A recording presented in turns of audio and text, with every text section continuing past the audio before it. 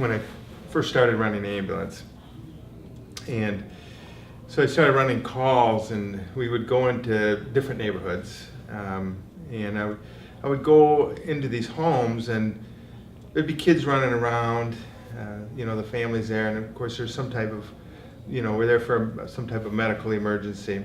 But we'd walk in, and the stove would be wide open, and the burners would be on, full blast, cranking out heat. The kids were running all around the kitchen and everything. And I thought, what in the world?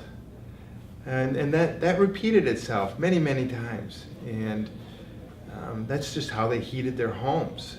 And that was really my true first introduction where I really gave poverty a thought about what that meant.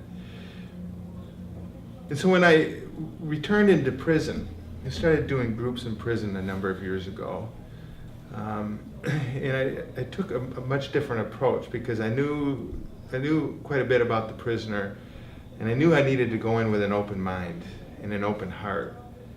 And so we started meeting with the prisoners and learned a lot from them, especially once trust was built and we were able to get under those layers of things that were covering up their true selves. So we would start asking questions about how did they grow up? What was discipline like in the home? And even with that subject of discipline, it was really heart-wrenching to hear some of those stories about how they were disciplined.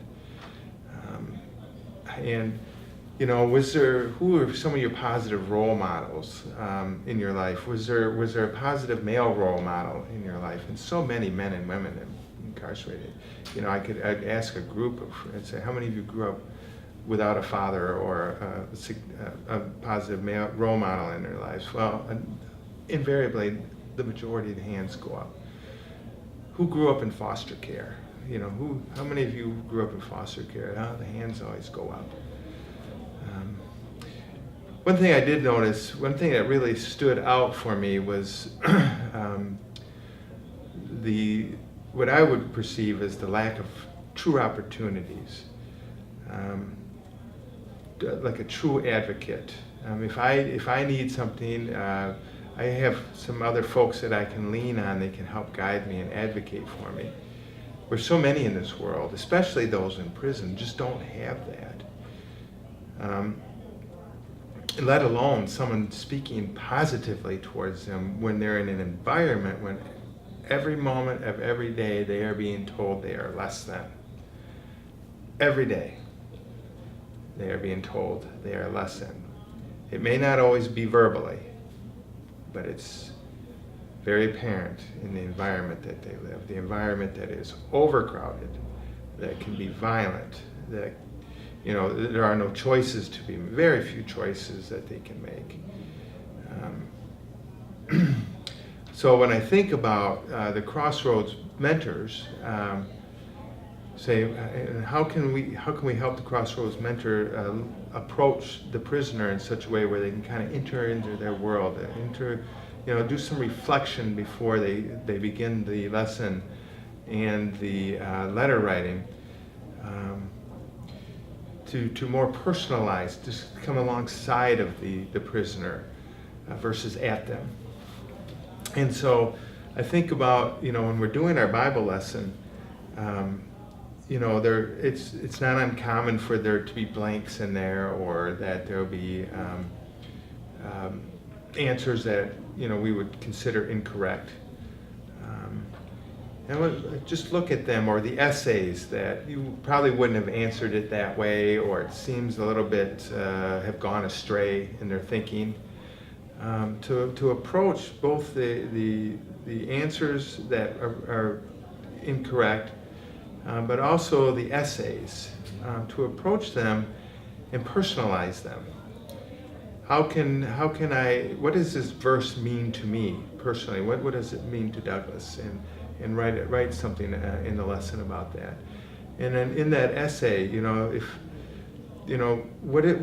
maybe you can write, what does that question mean to you? How would you answer that question? It may be differently than that person is doing it. and just start that conversation.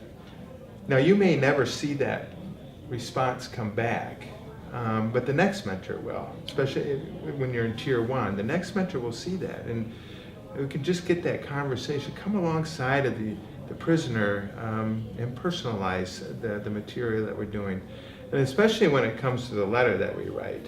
I mean, that also offers a great opportunity to expound on your life, how to share not only what's in the lesson, but maybe some other things that may be on your heart. It's okay to tell somebody you're struggling. It's okay to say, you know what, I'm struggling with this.